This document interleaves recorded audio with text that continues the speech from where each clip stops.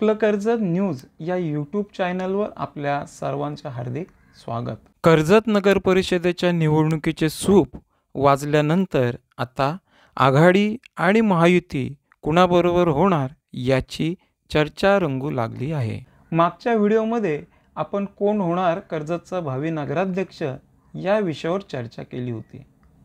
तुमचा त्या व्हिडिओला मिळालेला प्रतिसादाबद्दल खूप खूप धन्यवाद। तुमच्या अशा प्रतिसादामुळेच आम्हाला अशी राजकीय विश्लेषणे तुमच्यासमोर मांडण्याची प्रेरणा मिळते।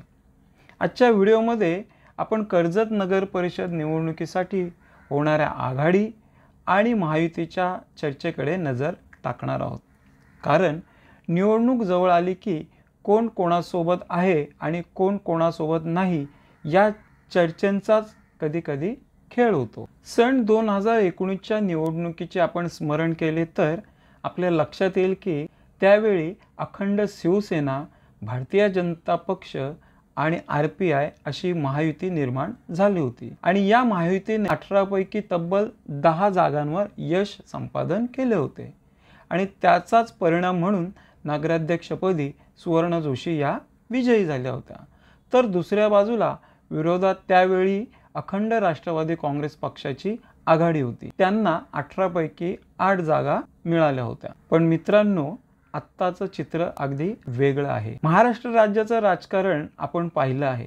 पूर्वीच्या शिवसेनेचे आणि राष्ट्रवादी काँग्रेसचे दोन गट पडले आहेत। राज्यात सत्तेत असलेली महायुती म्हणजे भारतीय जनता पक्ष, शिवसेना शिंदे गट आणि राष्ट्रवादी अजित पवार गट यांनी विधानसभा निवडणूक एकत्रित लढवली। पण कर्जत विधानसभेचं चित्र फार वेगळं होतं हे आपण सर्वांनी पाहिलं आहे। महायुतीमधील घटक पक्ष असलेले कर्जत विधानसभेचे शिंदे गटाचे आमदार महेंद्र थोरवे आणि राष्ट्रवादी पक्षाचे जिल्हाध्यक्ष सुधाकर घारे यांच्यामधील तणाव अजूनही काही कमी झालेला दिसत नाही। आता या सर्व राजकीय तणावाचा परिणाम कर्जत नगर परिषदेच्या निवडणुकीवर होणार आहे की नाही हा मोठा प्रश्न आहे। आम्ही याबाबत एक छोटासा सर्वे करून माहिती घेण्याचा प्रयत्न केला। यामध्ये आम्ही प्रश्न विचारला होता की शिवसेना शिंदे गट, राष्ट्रवादी अजित पवार गट, भाजप आणि RPI आठवले गट कर्जत नगर परिषदेची निवडणूक एकत्र लढतील का? आणि मित्रांनो, त्या सर्वेमध्ये जवळपास 80% लोकांनी नाही असे उत्तर दिले आहे। हा आकडा स्पष्टपणे सांगतोय की स्थानिक पातळीवर महायुती एकत्र राहण्याची शक्यता कमी आहे।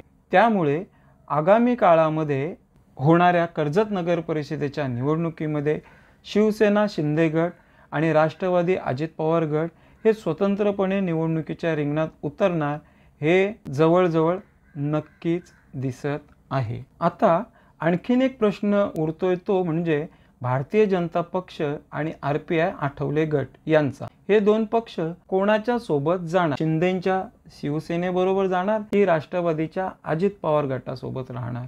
ही ते स्वतंत्रपणे निवडणूक लढवणार हे येत्या काळात काही दिवसात आपल्याला स्पष्ट होईल। आणि त्याचबरोबर विरोधी पक्षांची भूमिका नेमकी काय असेल म्हणजे शिवसेना उद्धव बाळासाहेब ठाकरे गट, राष्ट्रवादी काँग्रेस शरद पवार गट आणि काँग्रेस यांची या निवडणुकीत काय भूमिका असणार?